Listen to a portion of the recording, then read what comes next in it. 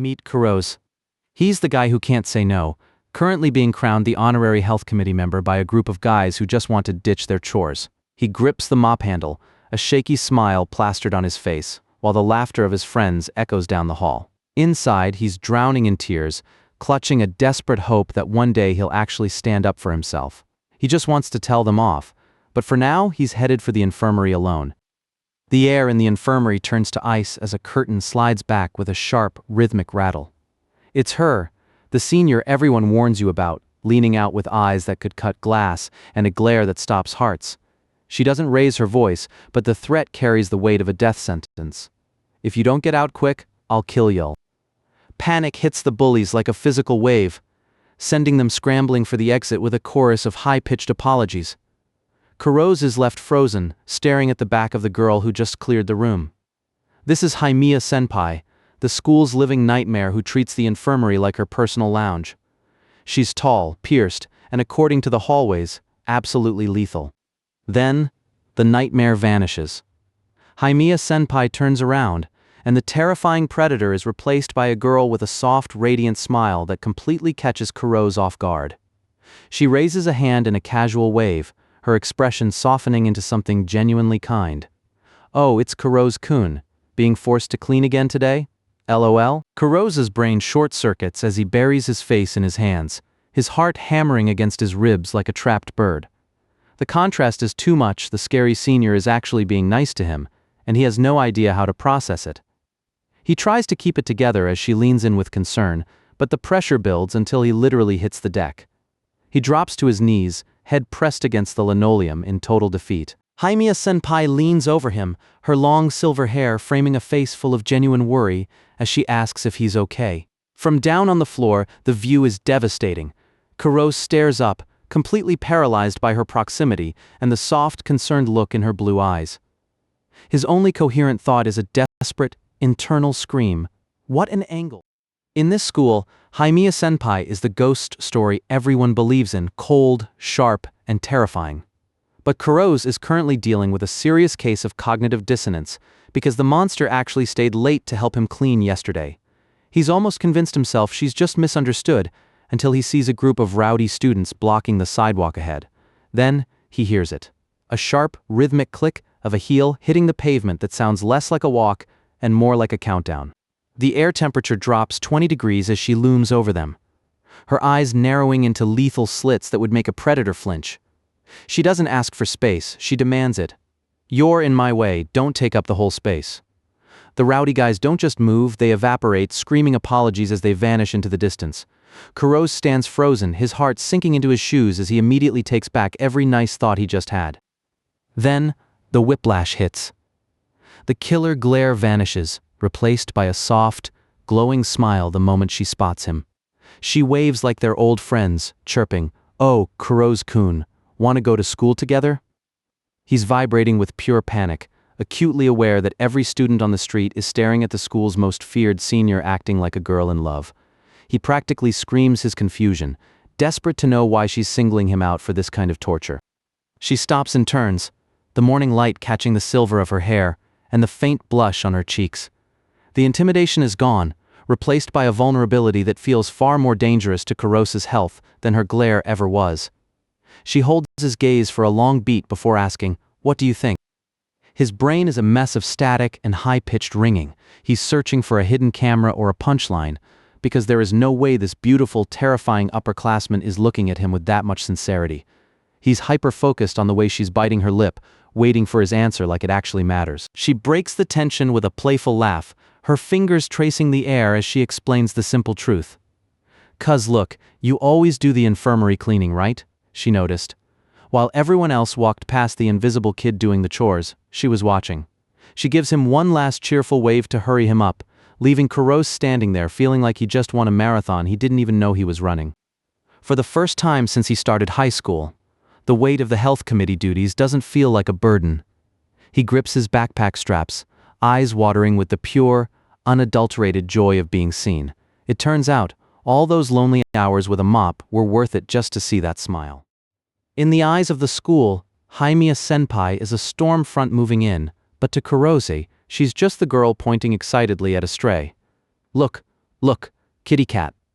The peace doesn't last long. Two guys charging through the morning rush slam into Kurose, sending him sprawling. They don't even slow down, tossing a hollow sorry over their shoulders while they keep running. The air temperature in the hallway just dropped 40 degrees. Senpai's eyes go cold and lethal as she intercepts them, her shadow looming over the boy who dared to knock him down. The sheer pressure she radiates is enough to turn their spines to liquid. Apologize properly. It's not a request, it's a command from a god of vengeance, and suddenly those boys are very, very sorry. Once the thugs scramble away, the mask slips instantly. She goes from terrifying to frantic, hovering over him with worried hands until she spots the scrape on his palm. Ah, the scraped part is bleeding a little before he can even process the sting. She's leading him to a park fountain, her movements sharp with purpose as she searches her bag for supplies. He's sitting on the bench, but his heart is somewhere in the stratosphere. She's leaning in so close he can count her eyelashes, her fingers brushing against his skin with a gentleness that feels more dangerous than the fall. Senpai's hand is so soft, it's the ultimate sensory overload. She's super pretty, super fluffy, and currently holding his hand like it's made of glass. She finishes with a satisfied pat, completely oblivious to the fact that Kurose is vibrating with pure adolescent panic. He looks down, expecting a standard medical strip, but finds a tiny cartoon animal staring back at him. It's the gap that gets him every time, the legendary delinquent carrying a stash of cute bandages. Is cute, he thinks, and he isn't just talking about the bears. The bubble pops the second they hit the school gates. 15 minutes late, and the teacher is already waiting with his arms crossed and his head gleaming in the sun. He doesn't buy the excuses for a second. There are things to do before you lose yourself to the romance. Kurose freezes, but Haimiya, her eyes just narrowed into that terrifying delinquent slit again. She doesn't even blink at the authority figure. Instead, she smiles, that sharp, dangerous grin that means trouble. Sorry, the glare was a bit bright. I didn't quite catch what you said. She's effectively calling his bald head a flashbang, and the teacher's vein-popping scream about staying late for cleaning duty is the only reward she gets. Kurose is terrified, but he can't help being amazed at her sheer lack of fear. They're being punished. They're in trouble, and Kurose is worried sick until she turns around. The sun catches her hair as she beams at him. A look so genuine it makes the detention feel like a prize.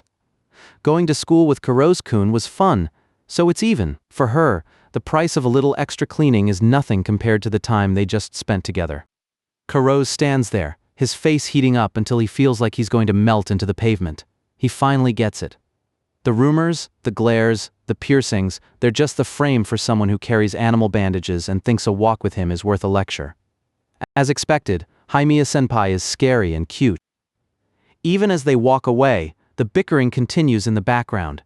The teacher is still fixated on her insult, barking out whose head is, while she just laughs it off. They might be the school's most unlikely pair, but in this moment, they're perfectly in sync.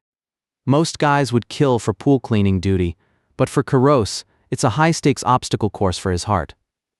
Standing there in their gym jerseys, the air feels 10 times thinner than usual. He's trying to focus on the maintenance, but every time Haimiya-senpai shifts, the glisten of the water and the fit of her gear send his brain into a total tailspin. Inside, he's doing backflips over the sheer luck of being alone with the school's most notorious senior. He's practically vibrating with adrenaline, screaming internally, getting stuck with after-school cleaning is the best, but the second she looks his way, the cool mask slips back on. He's terrified she's actually annoyed by the chore, right up until she calls his name with that familiar soft edge. Then she smiles. Not the scary, delinquent smirk the rest of the school sees, but a genuine, sun-drenched look that makes the pool tiles feel like they're melting. She leans into the moment, her eyes softening as she admits, somehow this kind of thing might not be so bad. Kurose is officially a goner, the heat rising to his cheeks until he's practically steaming in the afternoon sun. He starts plotting. This is his chance to bridge the gap, to ask about her favorite things, her hobbies, to find the girl beneath the piercings and the silver hair. He's already imagining a version of them that's more than just senpai and junior, a world where the cleaning never has to end. But reality is a loud, unwelcome splash just a few meters away. Peace is officially dead. A pack of loudmouths storms the pool deck, treating a chore like a trip to a water park. The intimate bubble Kurose worked so hard to build pops instantly. He looks over at Haimiya, dread pooling in his stomach as he sees her huddle down, her posture shifting from relaxed to dangerously still. The air around her starts to ripple with a dark, suffocating weight. It's the legendary scary senpai aura, thick enough to choke the laughter right out of the crowd. Kurose freezes, his heart hammering against his ribs as he watches her. He thinks he knows why she's upset, but when she mutters under her breath, all he catches is a sharp, "That's not it." Then, the unthinkable happens. A stray arc of water flies through the air, crystalline and cruel, and slams directly into Haimiya-senpai's face. Time stops. The droplets spray across her skin, drenching her silver hair and soaking into the collar of her jersey. Kurose's soul practically leaves his body. He's looking at a girl who just got splashed, but the rest of the world is looking at a fuse that just hit the powder keg. The rowdy guys go pale, their lives flashing before their eyes as Haimiya looks up with eyes that could freeze a volcano. She doesn't yell, she delivers the sentence like a judge from the underworld. "I'm gonna kill you all." It's pure, unadulterated terror. The apology from the students is less of a sentence and more of a collective scream for mercy. In the silence that follows, Haimiya stands as a monument to intimidation, even in a simple jersey.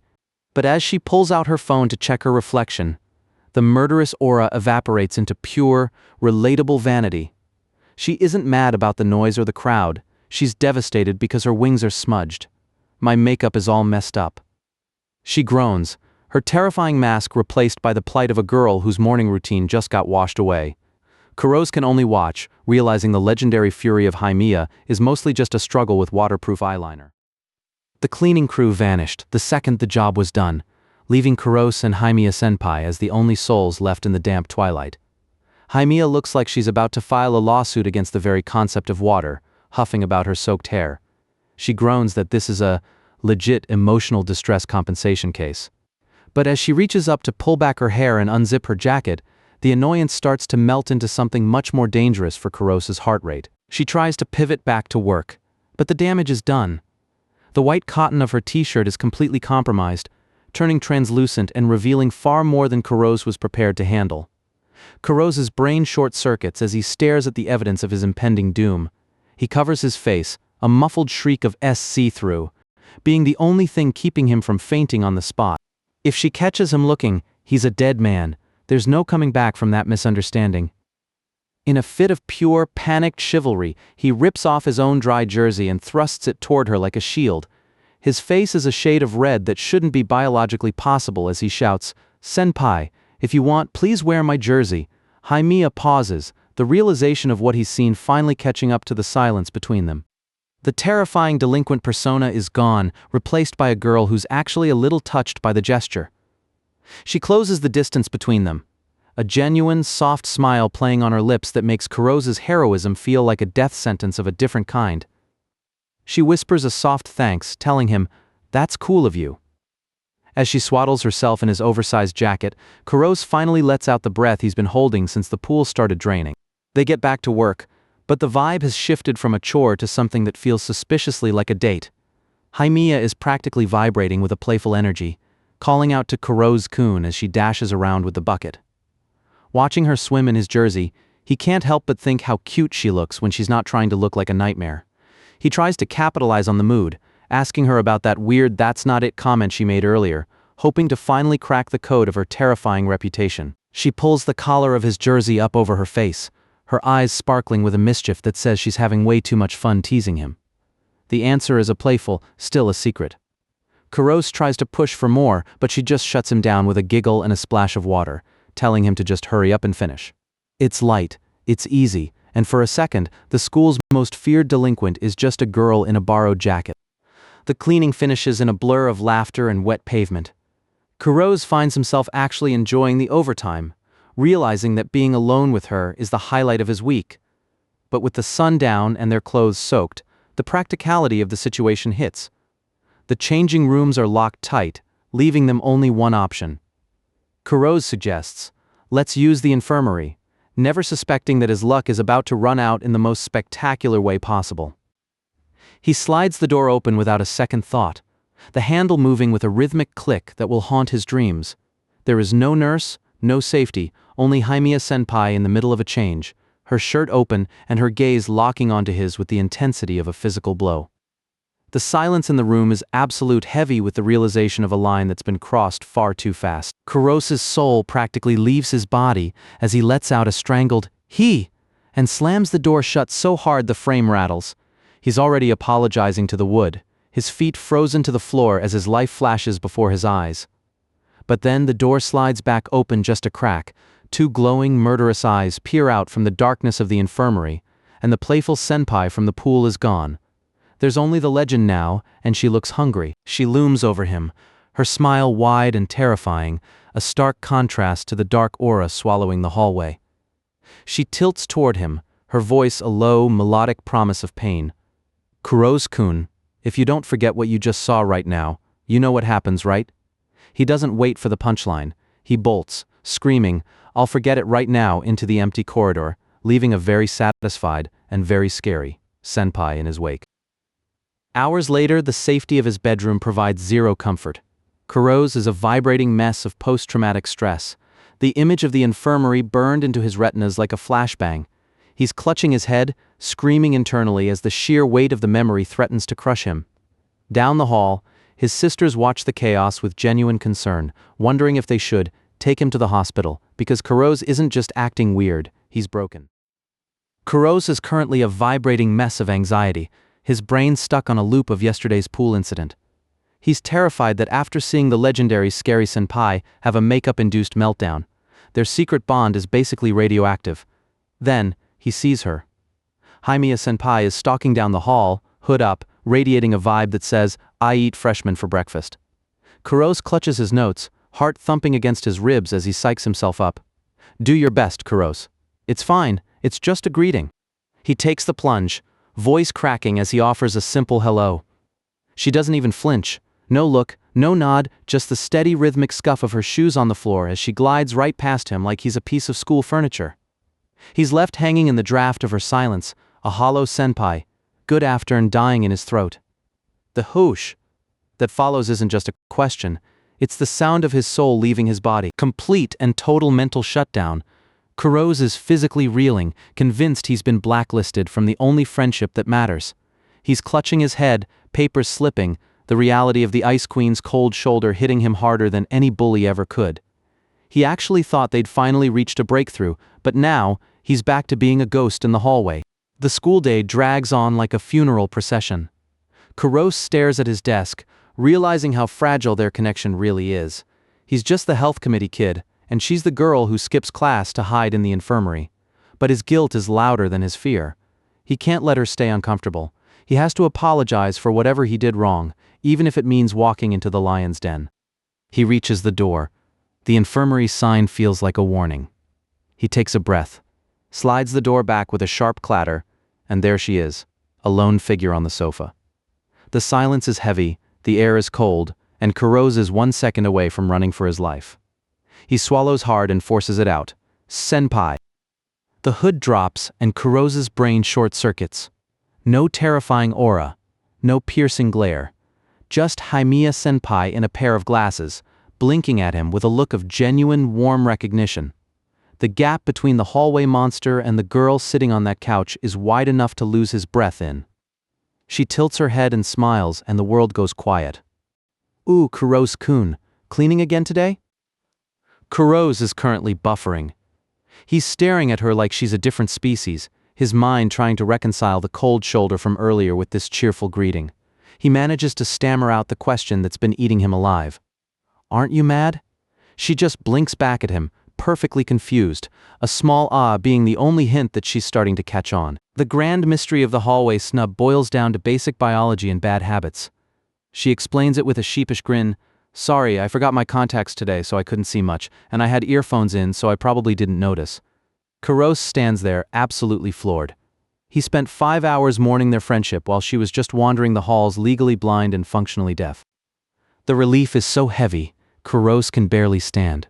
He's clutching his chest, a pathetic little "I'm glad" squeaking out of him. She finds it hilarious, of course, leaning in with a playful death threat to remind him she's still in charge. "But if you don't forget it, I'll kill you." He doesn't even care. He admits he was worried she'd started to hate him just when they were finally getting close. She smells blood in the water. She leans in, her eyes twinkling behind those glasses, sensing just how much weight he puts on her opinion. You hated that idea that much? Kurose is a bright red disaster zone, shielding his face while she laughs at his absolute lack of a poker face. It's a mismatch for the ages. She's navigating the world through a 0.2 myopia haze, while he's watching her with perfect 1.5 clarity. And honestly, he thinks he's the one seeing things more clearly than anyone else in the school. She hands over his gym clothes, and as he takes the bundle, the air changes. It's not just fabric and detergent anymore. He pulls it close, and his heart starts to drum against the cotton. It's light, it's floral, and it's unmistakably her. Smells incredibly sweet, and Kurose realizes his quiet life isn't just flatlined, it's gone forever. The morning commute is a sea of blue blazers and glowing screens, everyone tethered to someone else through a thumb flick. Kurose watches his classmates trade videos and laughs, his own phone feeling like a heavy, silent brick in his hand. His chat list is a graveyard of family group chats and automatic coupons. No friends. No Rhine notifications. Just the digital void staring back at him. A year of high school and his social circle is still just him and his mom's grocery lists. But then he thinks about her. The silver-haired delinquent who somehow became his only real tether to the world. He imagines asking for her contact info, his pulse thrumming with frantic, uneven beats like a trapped bird. One simple question, but the risk feels lethal. And asking for Senpai's contact info, that's. His brain immediately serves up a buffet of worst-case scenarios.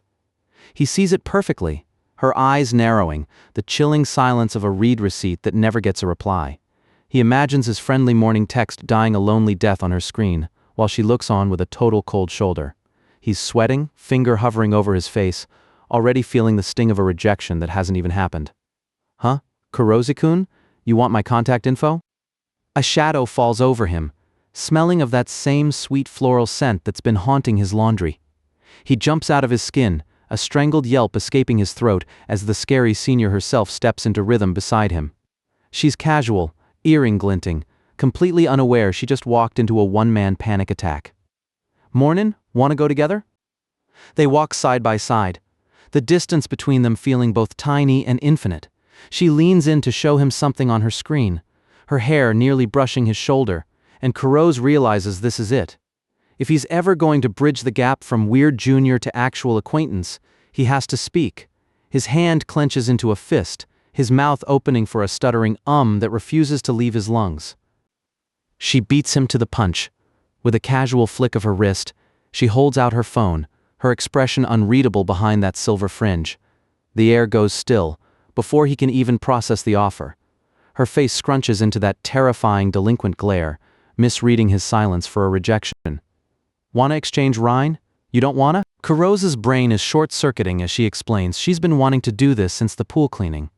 The scary facade melts away, giving way to a smile that feels more dangerous to his heart than any threat ever could. She says the words with a casualness that changes his entire world. We're friends, so of course we'd exchange Rhine, right? The digital bing echoes in the morning air, a tiny sound that feels like a massive victory. She laughs at his lack of a profile picture, but Kurose is too busy staring at the new entry in his chat list. There, under a cute rabbit icon, is a name he's never heard her called. Not Senpai, not Haimiya, just Mio. He says it under his breath, testing the weight of it, the intimacy of a first name hitting him like a physical wave of warmth. The scary senior is standing right there, but for the first time, the gap between the legend and the girl has vanished. Senpai's first name. It's Mio-san, huh? The silver-haired delinquent is suddenly very interested in the pavement, her face turning a shade of red that rivals a traffic light. She doesn't do cute well, so she handles it with a sharp slap to his shoulder and a flustered bark. No, nothing. Hurry up and let's go. Later that night, the high hasn't worn off. Kurose is hunched over his phone in the kitchen, giggling at a rabbit sticker like he's lost his mind. His sisters watch from the shadows, their expressions shifting from confusion to genuine medical concern. What the hell gross hasn't he been acting weird lately? Kurose is just trying to navigate the morning rush when the rumor mill hits high gear. Two guys are leaning against the lockers, their voices dripping with that toxic kind of excitement. Apparently, a friend of mine saw her smoking, one of them says, and the world just stops. Kurose freezes, his imagination immediately conjuring a silhouette of senpai in the shadows, a cigarette dangling from her lips as she leans into her delinquent reputation. Senpai smoking! He knows the rumors are usually garbage, but the what if is eating him alive. He bolts for the infirmary, practically vibrating with anxiety, only to find Aya-sensei looking as calm as a summer pond. She mentions seeing Mio-chan out in the courtyard, and before the door can even finish sliding shut, Kurose is already halfway down the hall. He's desperately trying to convince himself it's a baseless rumor, even as his feet carry him toward the one place she'd be alone. There she is. The silver hair is unmistakable, even from a distance. But as he gets closer, the dread turns into a heavy stone in his chest. She's sitting on the steps, cool and detached, with a thin white stick held between her teeth. He watches, paralyzed, as she bites down on it. It's exactly what the rumors said. Oh, she's smoking, even biting it. Haimiya looks up, her eyes narrowing slightly before a familiar, mischievous light breaks through. She holds out a small, rectangular box toward him like it's a peace offering. Want some? She asks. And Kurose's brain nearly stalls as he reads the label. It's not tobacco, it's just stick-shaped Ramune candy. The air finally leaves his lungs in a massive, shaky exhale. He's so relieved he can barely stand, while she just pops another candy, completely hooked on the crunchy sugar. Kurose confesses he was actually worried about the gossip, but Senpai just gazes out at the courtyard with a look of practiced indifference. She's lived with the school's boogeyman labels for so long she barely notices them anymore. I just let people say what they want, don't really care, she admits. But there's a softness in her eyes when she looks back at him. The fact that he was actually losing sleep over her welfare seems to touch something deep beneath the delinquent facade. Then the predator returns. She leans in close, that silver hair framing a face that's suddenly way too beautiful and way too close for Kurose's sanity. A playful smirk tugs at her lips as she holds the candy like a real cigarette. If I said I really was smoking, what would you have done? Kurose instantly reverts to a stammering mess, trying to lecture her on health and school rules, while she just lets out a bright, genuine laugh at his expense. It was all just another game to her, but for him, his heart is still trying to climb out of his throat. A door slams open and the piece of Kurose's evening is executed on the spot. His eldest sister Sora doesn't do entrances, she does invasions. She spots her brother jumping 3 feet out of his skin and immediately goes for the throat. What the heck, sis? He stammers, but Sora's already moving on to her own agenda, waving her phone like a weapon. Hey, so you free this Sunday? Umi is smart enough to have club activities as an airtight alibi, leaving Kurose alone at the mercy of Sora's extra tickets. It's a hardcore horror flick, the kind with creeping shadows and lingering dread. Sora holds up 2 fingers, a peace sign that feels more like a direct challenge to his social life. You're in high school now. You should at least have a friend, right? The door clicks shut and the silence of the room becomes a vacuum. Kurose stares at his contact list, his thumb hovering over a name that still feels like a secret password. Mio. His brain immediately starts throwing up error messages. The school's most terrifying senior and a horror movie.